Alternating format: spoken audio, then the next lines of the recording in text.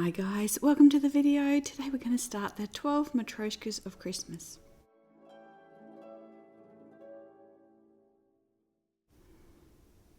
So you can see that the table is filling up with Christmas cheer, and I want to show you at the end where you can get these placemats. They're quite nice and really festive. So yep, the other thing is I got a lot of questions about the blues, kind of the mint and aqua colors that I showed in the last video. So we'll swatch those first so you can see what those colors are, and we'll actually use those on a Matryoshka later on in the video. So this first one here is copper. This is by AGallo. And I will swatch this. I'll try and finish off this palette, and we'll have a bit of a swatching party maybe for New Year's Eve or New Year's, something like that. This one here is, it's a new kind of watercolor shop that I've been getting watercolors from. This one is called Earth. I think it's Earth. It's from the Planet series. So it's MAB watercolors. I'll link it below. Just really beautiful, like glittery ones. This one here is called Mint or Minty. This is from KJDesignsbyKaren. So you can see this one's got like a little bit more of a green lean to it, and the others are a slightly more kind of aqua.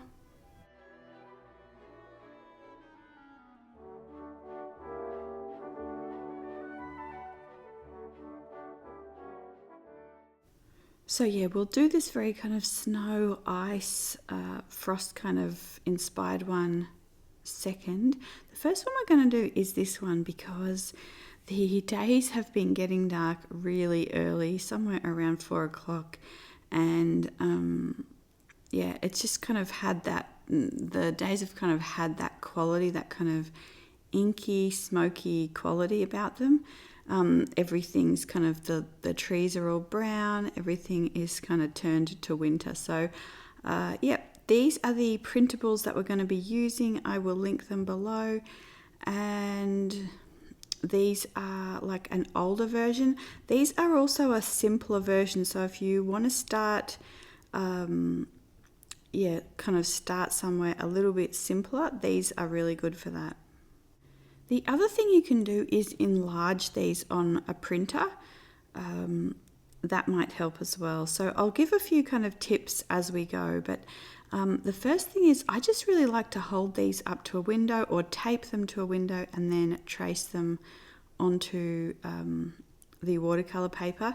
It was night when I was doing this, so I just kind of held it up to a lamp and kind of lightly sketch things in, but just sort of trying to get the bearings of where everything goes. So I did sketch in the face off camera, but we will go back and look at how to kind of construct that. And yeah, these just kind of little flower kind of shapes in around here. It's always nice to add quite a simple shape that makes it a little bit more complex looking.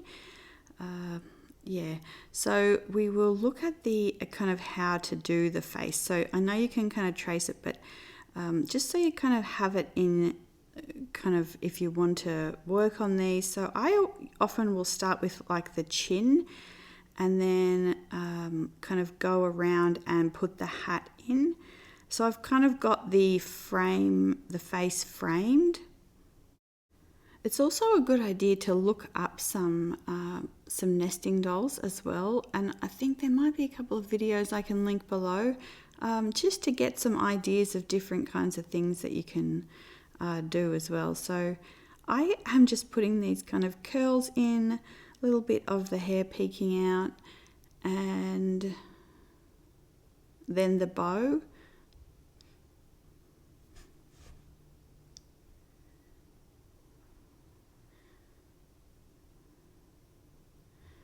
Okay, and then I might start with the kind of the placement of everything. So the lips, and I might put these in quite faintly at first just to see if the placement's right. Put the nose in, some little dimples, and then kind of where the eyes, where I think I want to put them, and then we'll kind of talk about the eyes. So I'm not really going to go into much detail here. I'm just kind of showing you kind of looking round about where they might go. You can see they're a little bit higher up too, and then putting some eyebrows in.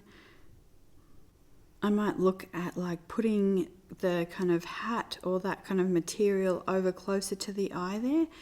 And so then I'm drawing the bottom kind of line of the eye, and then kind of drawing this shape above them, and then the circle, kind of the pupil in the middle of that.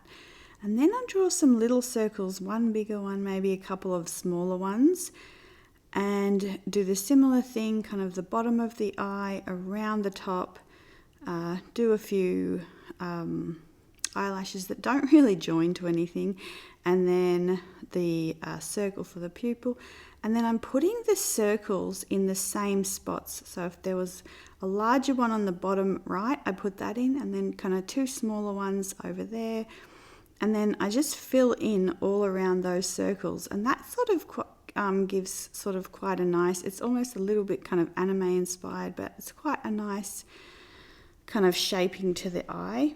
At least it's a little bit difficult for me to do on camera, but yeah, this is the kind of thing that you're looking for when you're following. Then there's like a little bit of an eye crease at the top. There might be some kind of little things in the middle, like in the center of the eye there kind of, and then the eyebrows. So that's the kind of thing you're looking for when you're following the printables. Again, you can enlarge them as well. The other thing is, it might be a good idea to print out 2 copies or a couple of copies, and trace one on some tracing paper or some thinner paper, so you can kind of get the feel for where the lines are.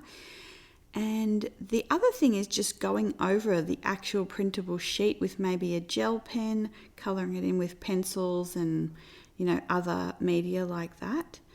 So once I have the kind of this pattern around the face there and kind of in the shawl, then I'm putting in that kind of emblem in the center. And then I don't really show this here, but this is just, it looks quite busy, but it's just sort of little bubbles, kind of like little curves, kind of lots of different larger and smaller curves. And then we're putting in the sleeves. So a little cuff, and then the little mittens here are a pretty simple shape. So I tried to design those so they were quite simple to draw. And then again, another sleeve with a little cuff and the mitten, and then adding some little, adding some little lines for the kind of creases in the puff sleeves there. And because of the way I drew the mittens there, I am putting the candy cane on the opposite mitten that's actually in the printable, but it's really hard for me to kind of draw it on camera. It's the part that pretty much stresses me out the most, so I'm just kind of going with what happens here. Then I'm putting in the ribbon here, so I put the kind of loops in, and then I fill in the actual bow, and then put a ribbon trailing off. I end up putting these longer so that they kind of trail off the actual doll.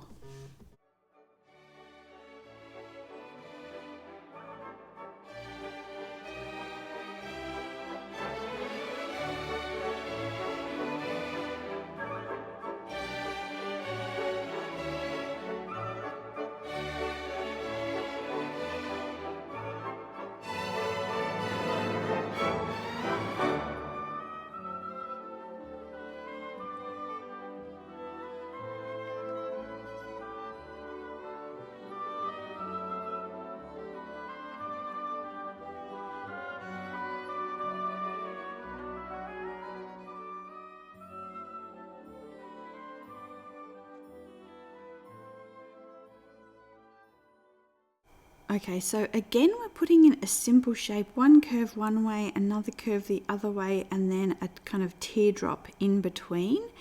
And then you can see we can also put some smaller teardrops on either side.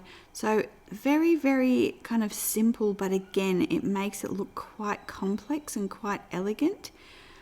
The other tip I would have for these is use the edges, just kind of, it might just be a little slight curve going off the edges. It really helps to fill out the kind of the area.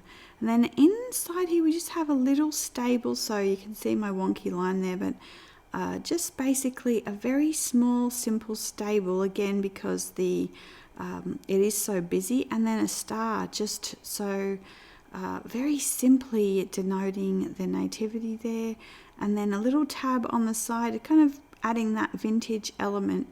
And yeah, that's basically how we kind of you know, draw them. So I won't go over this in every video. This is just kind of the only time we'll talk about all those things.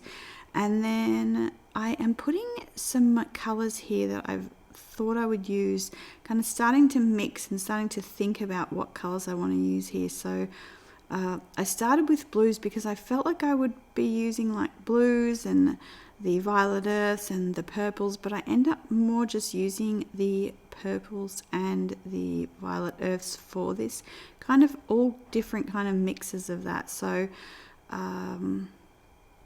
yeah, the first one we had was ultramarine violet and kind of a darker, this one's Violet Iron Glimmer by Creamer, but just a darker, like a hematite violet or something like that.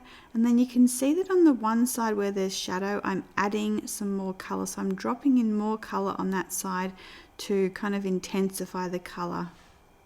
I'm using a sparkly black for these. So this is the Shimmer Iron Glimmer from Wallace & Seymour. You can just add like a pearlescent white or something to a black, or to like a dark brown. Yep, and then this one here is Blue John. So this is again by Wallace & Seymour. It's a very kind of soft neutral. Grey titanium or something would also be like a good fit. And yep, I just added a little bit of the ultramarine violet in there again.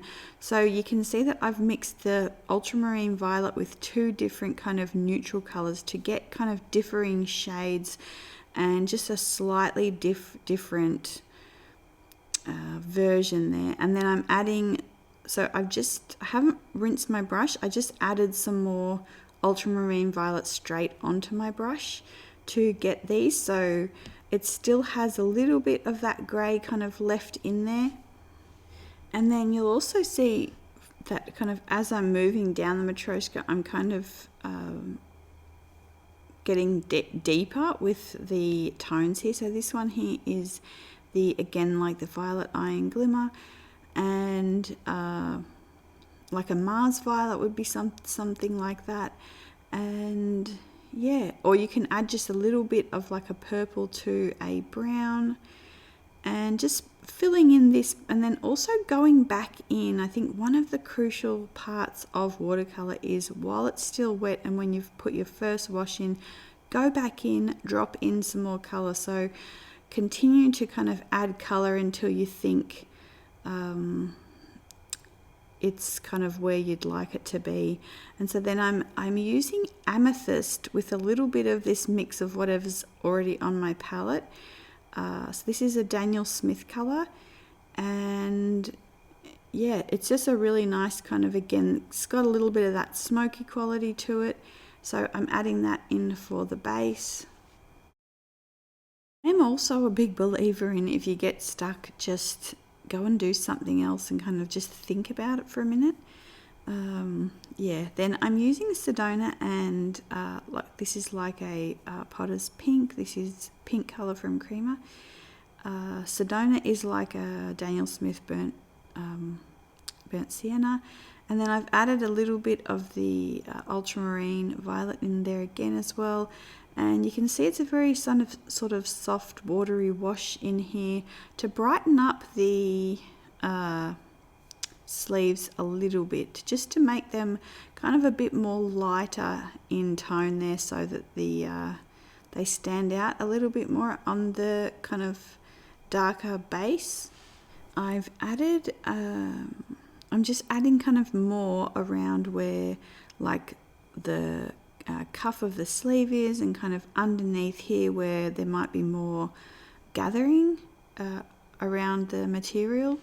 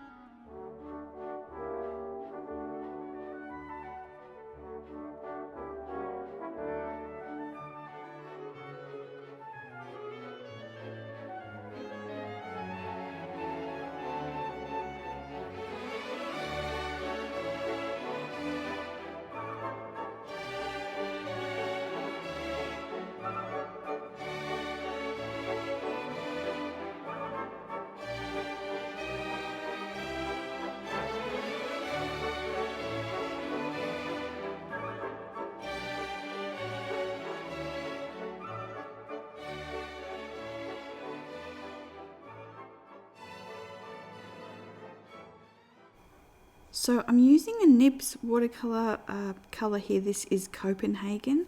So a little bit of sparkle, kind of some floral motifs in the kind of material there for the hat, or like the headpiece. And then I used quite a neutral color there so that I could kind of make the flowers stand out a little bit. And then I'm using that same color in some of the some of this kind of scroll work and the kind of decorative work here.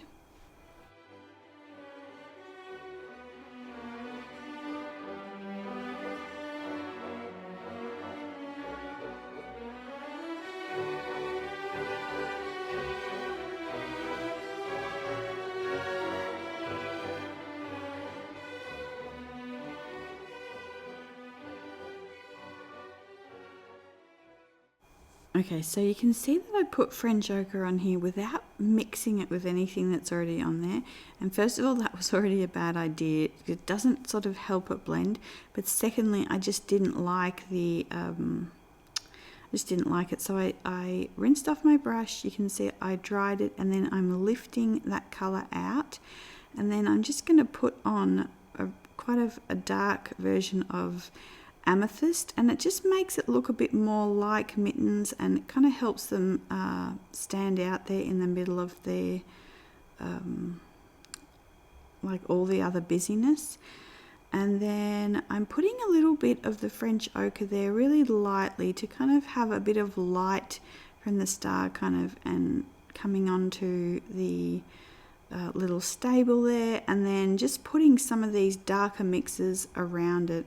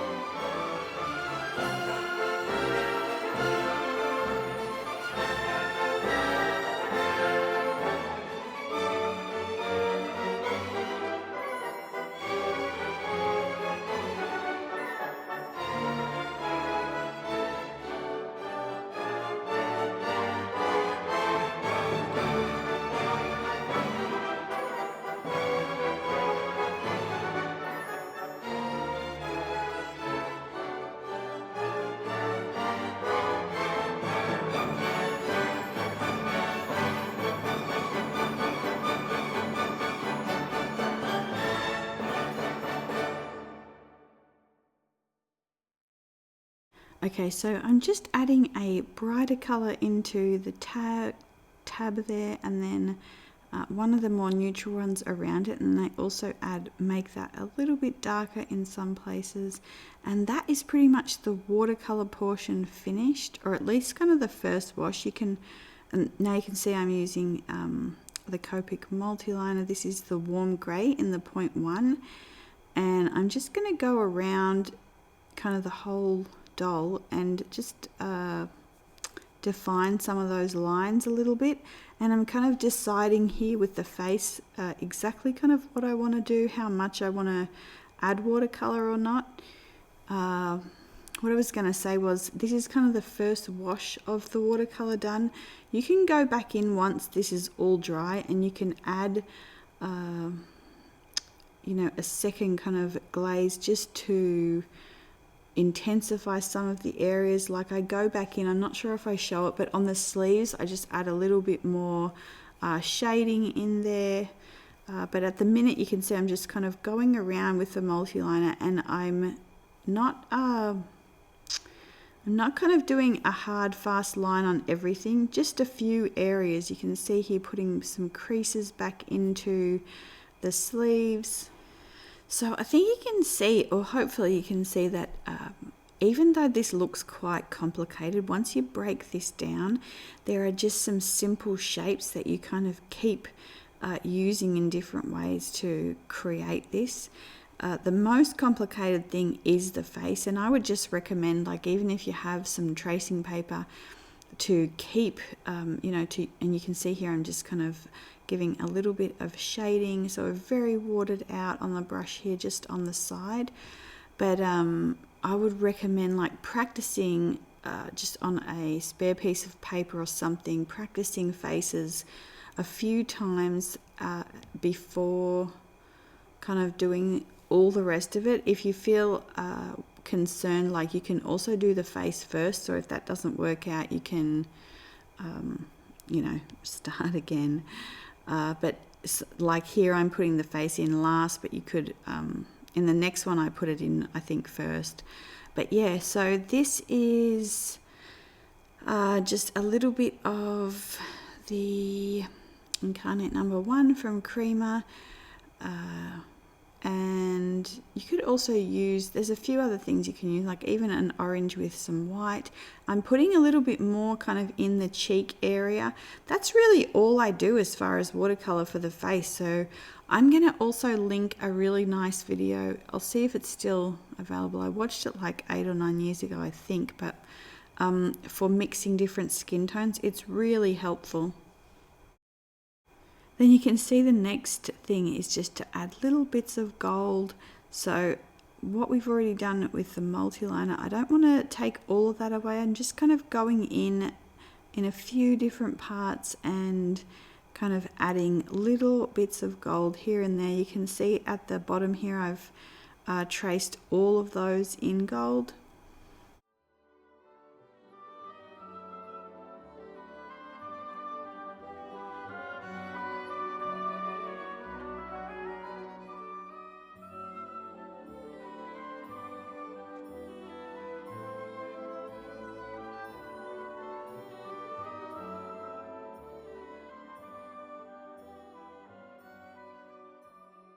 The other thing I wanted to say, so I feel like I put the sleeves a little bit too far down, like I started this whole middle part a bit too far down, and I could have actually just elongated the bottom of the body like I'm showing you here. So if you feel like you make a mistake like that, you can always, and you know you've already kind of gotten the face in and you don't want to have to do that, you could always just elongate the body a little bit, and that, yeah, that won't be a problem at all. So, okay, so let's work on this one. We're going to start with, again, the lightest color here. So I'm putting in the hat, and this is the mint one. And then I actually, you can see here, I don't really show it here, but I start with the face first here, just because I was feeling, I think it was late at night. I wasn't sure if, you know, if I got to the end and I didn't like it. So I just went in with the multiliner and I outlined everything on the face.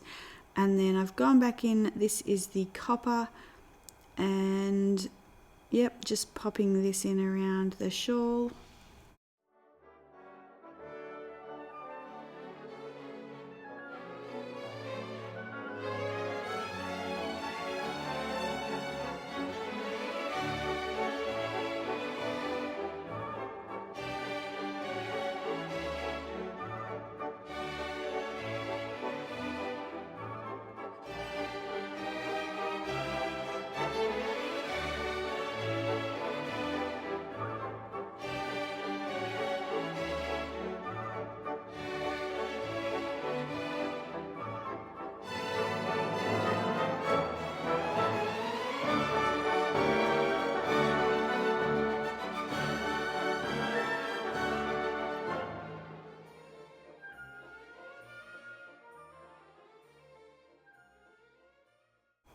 Okay, so you can see I'm getting the same color for the face, and then I go in with just a slight bit of like a pink. It's the Isera Rose, and I just kind of dab that lightly on the cheeks, and then I dry off my brush and kind of go around it just to make sure that it's just going to stay there. It's not going to kind of run into the rest of the face.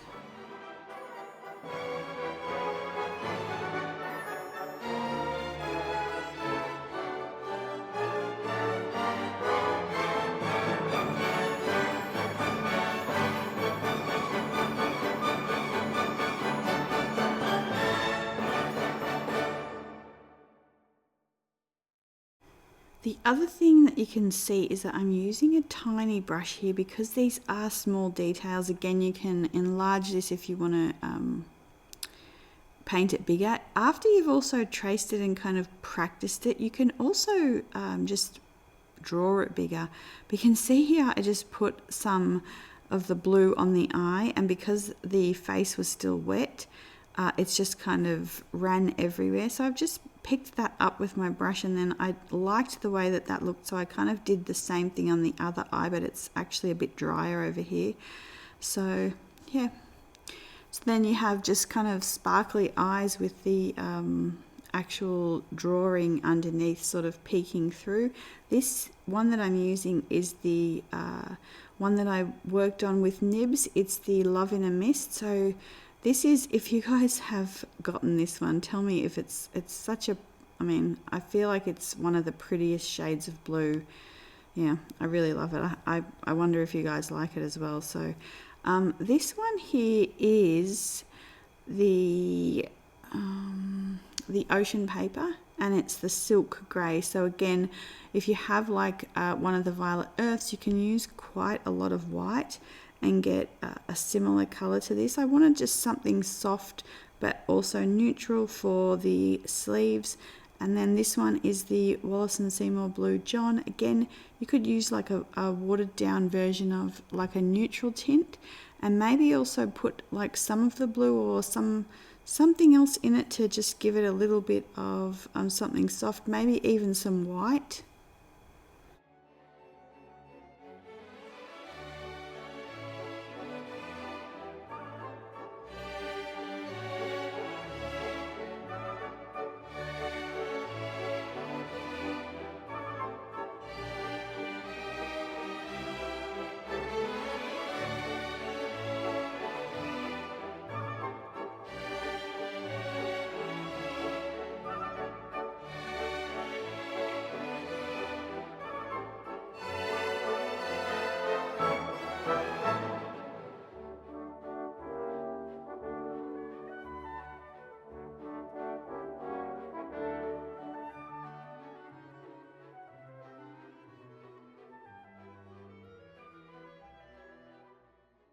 So I picked up some of this pistachio from Stone Ground Paints to see how different this was from the copper, and it's actually pretty similar. It dries pretty similar, but in the half pans, this one looks a little bit more green, where the other one the copper looks a little bit more of an aqua. So yeah, but I'm using this other one. This is from, I can't remember what this is called, but this is from Little Reverie Studio. It's Magic Blue or something like that. It's a really pretty one, so I used that kind of as accents for everything. I'll list that below. And then I'm using this one here to kind of line some things instead of the gold ink. So this one is Mushroom by KJDesignsbyKaren. And you could add some pearl white to a brown to get a similar effect as well. So that is basically our 2 beginning Matryoshkas done. I think I'll be back probably on Wednesday, maybe Thursday next week. And we might do the next 2, and then after that I'll start doing all the next ones as shorts. That way, yeah, because I don't have to do any of the drawing portions. So we might do 2 in the next video. Yeah, and you can see here how different they start to come out when you change the colors, change the hair color, the eye color, the skin color. Everything can be customizable and just really nice and fun. You could also cut out around these. You could put them on the front of a card or give them as a painting in a frame.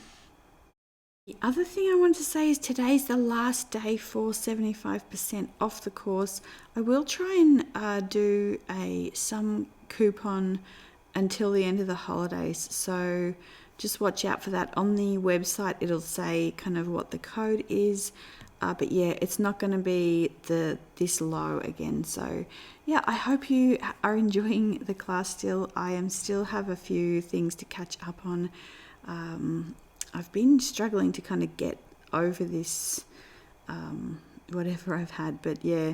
So the last thing I wanted to show you were these placemats from Hester and Cook.